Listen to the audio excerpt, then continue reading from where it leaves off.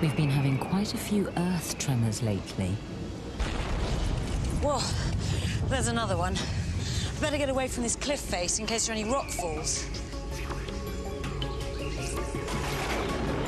I hope the plane's all right. With these earth tremors and the volcanoes smoking more each week, I think the time I can safely stay here is running out. Ow! Ow! Oh, that hurts.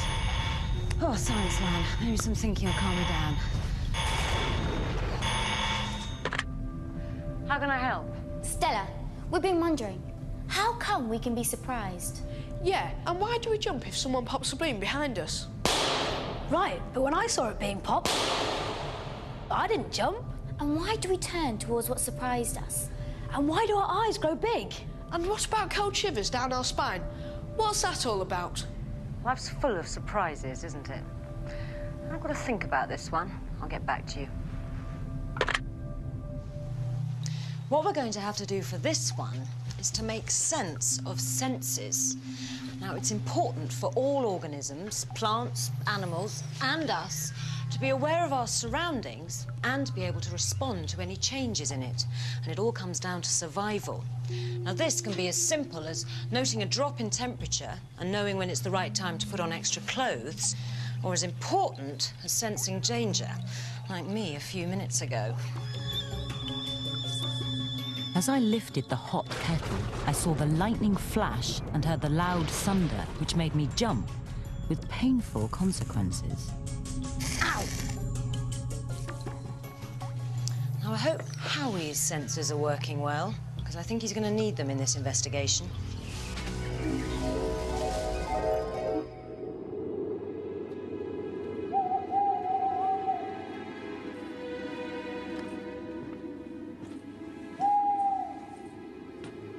I've been told to meet Dr. Kerry Kilburn. He wants my help in an experiment that'll investigate how my senses work. I hope this is the right place.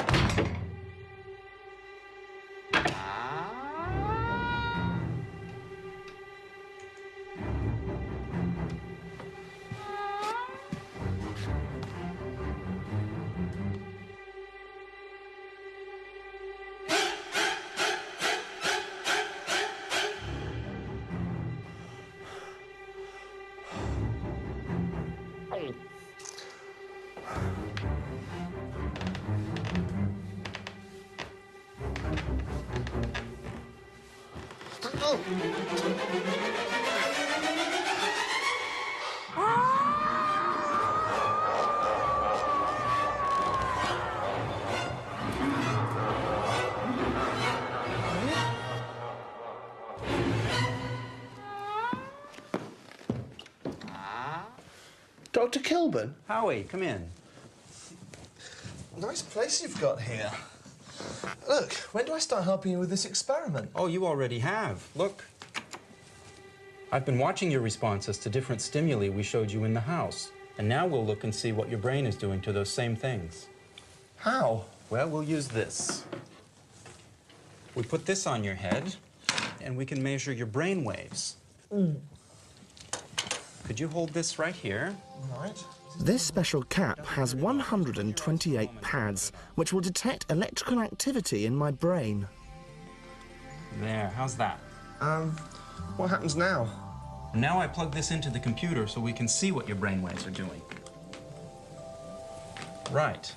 I'm going to repeat the stimuli that we showed you in the house, and then we'll see on this screen what happens in your brain. Ready? Open. Huh. The pads pick up my brain's electrical activity and store it in the computer. If I hit play, there. Whoa. White indicates the greatest electrical activity. It starts at the back, where sight is processed. It then spreads out as the brain tries to understand what it's seeing. When it does, it sends messages to my body to react.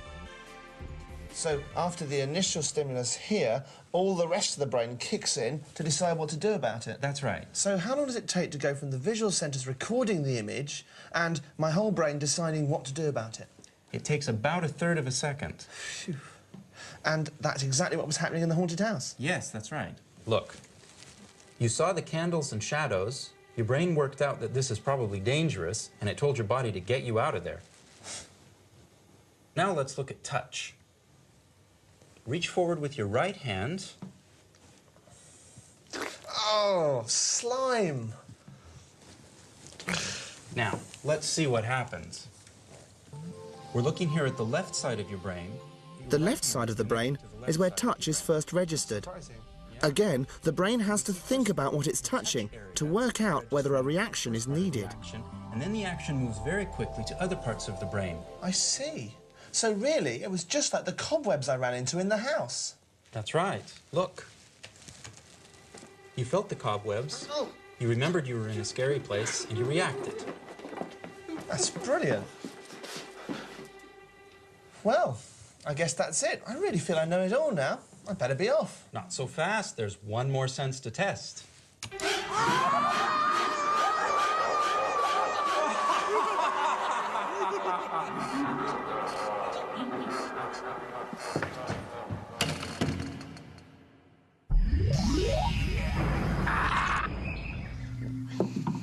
So, an organism senses what's going on around it and responds to it.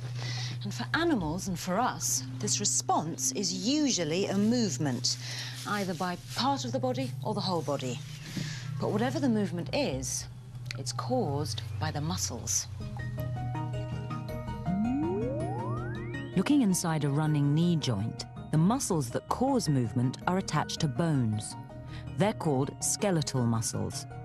So it's skeletal muscles that move your body, and they work in pairs. Now you can feel two of these working together when you bend and straighten your arm. You can see it with this model. To bend your arm, the biceps contracts. It gets shorter. You can see it bulge and harden. The triceps relaxes. As a result, the biceps pulls the bones together and the arm bends. To straighten your arm, the opposite happens. The triceps contracts and the biceps relaxes. This pulls the bones straight. Muscles can only contract and pull bones, never push them. So, using muscles to pick something up or walk is something we control, and that's why they're called voluntary muscles. We choose to use them, but not always, as Howie's about to find out.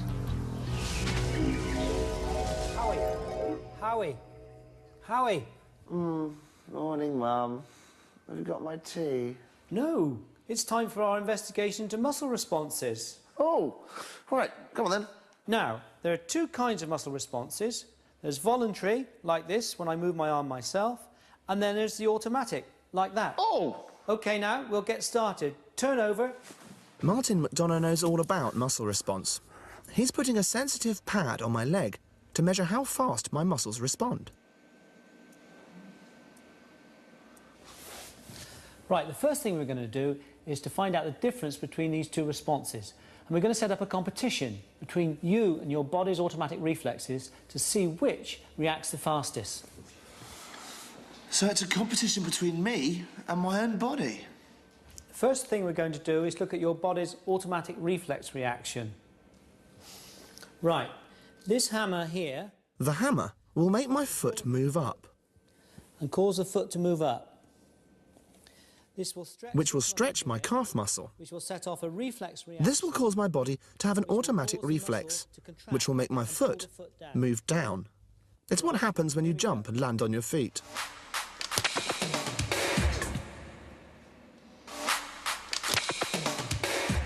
As the hammer makes my calf stretch, a sensor in my muscle sends out two messages. One goes to the reflex movement center in my spine. This sends a message back telling the muscle to contract. That's the automatic response. The other message goes to my brain to tell it the muscle's been touched, but I'm choosing to ignore that for now. Let's have a look at the results. OK, this is where the hammer struck your foot, and this is your muscle's reflex response here.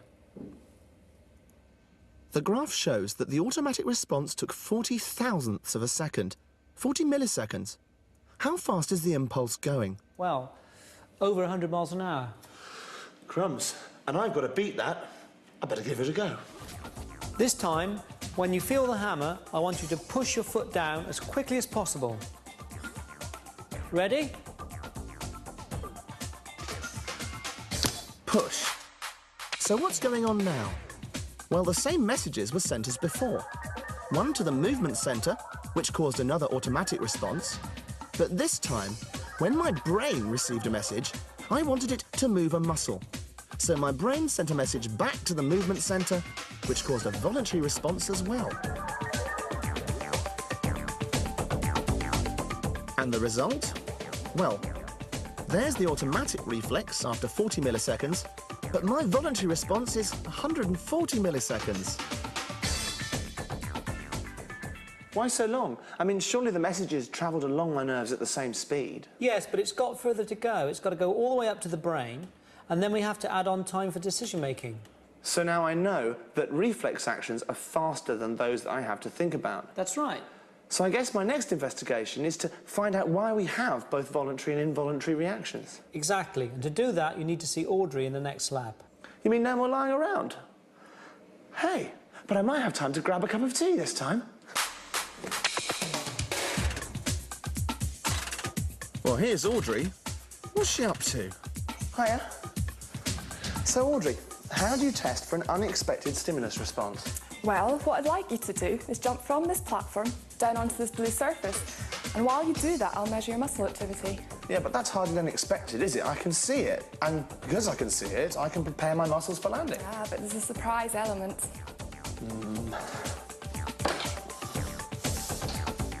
What Howie doesn't know is that this blue surface is really a false floor, and the real floor is 25 centimetres below. What was that? Nothing. Off you go.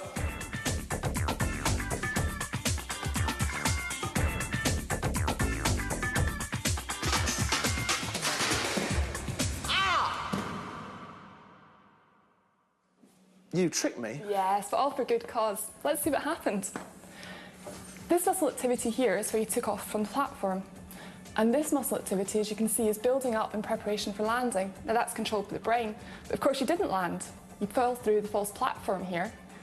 And so what happened is the muscle activity switches off until you do touch down, when you get this very big reflex coming in to save you. So reflexes are there for those emergencies that need instant response. There just isn't time to wait for the brain to come online. That's right. Cup of tea? Oh, great!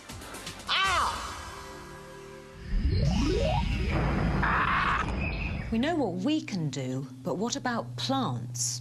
They can't run away or talk or see or smell, or can they? This is a radish. Doesn't seem to be able to do or respond to anything. But look at this. How did it do that? This radish has been reacting to the stimulus of light. In growing, it weaved towards that stimulus over 4 days. Many plants respond like this, but it happens so slowly you don't notice. If plants could do something like that, what else are they capable of? One for Howie, I think.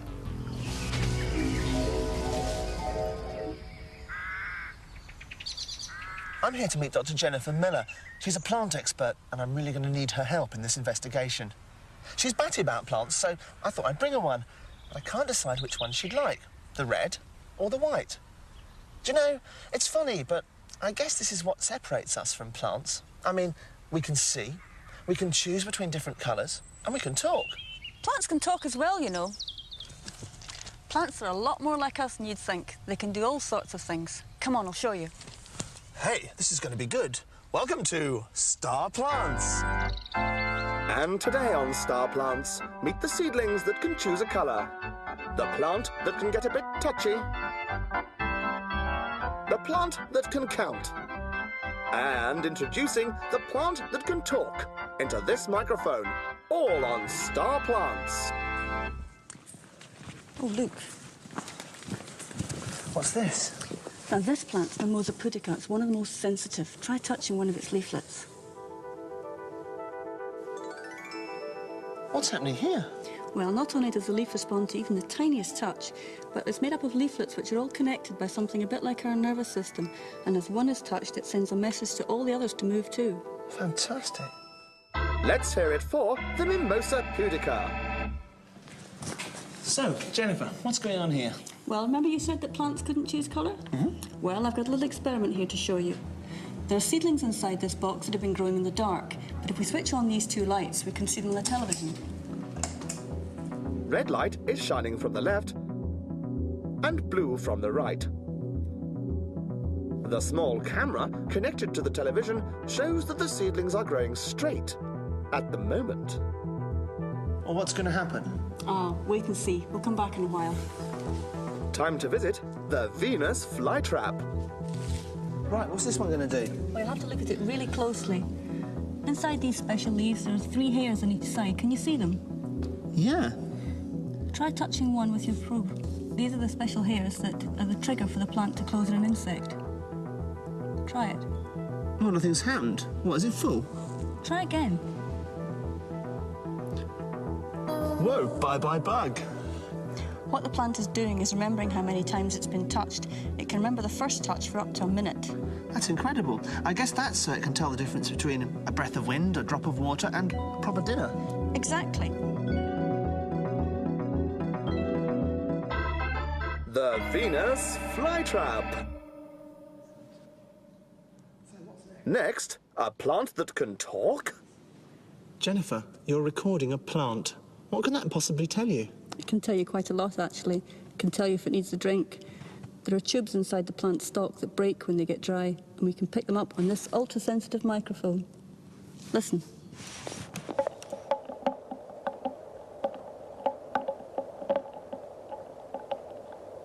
Don't worry, it's fine as soon as it's watered.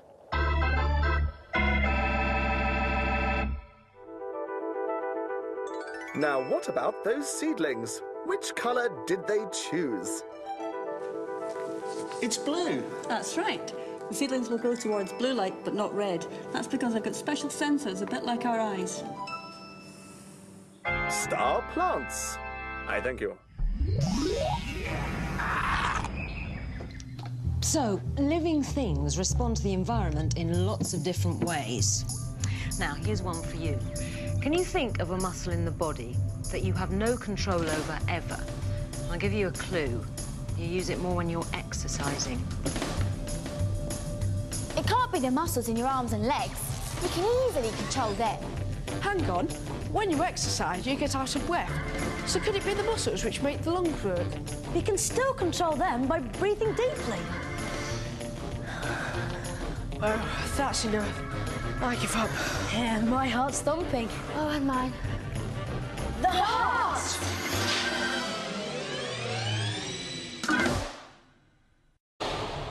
I didn't jump. And why do we turn towards what surprised us? And why do our eyes grow big? And what about cold shivers down our spine? What's that all about? Life's full of surprises, isn't it? I've got to think about this one. I'll get back to you. What we're going to have to do for this one is to make sense of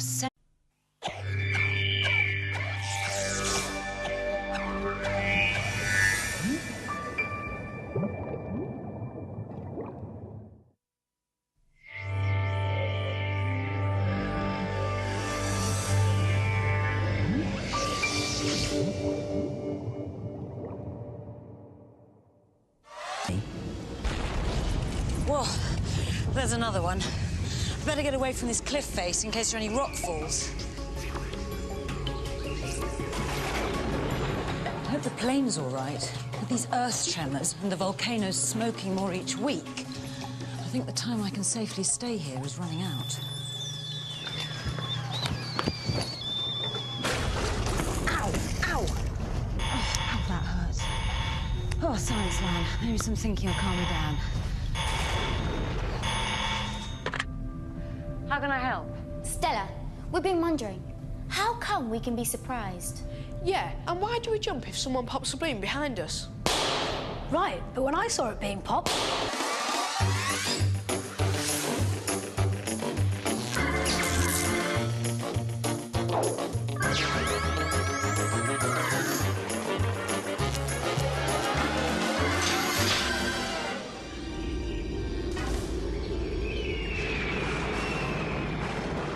We've been having quite a few earth tremors lately.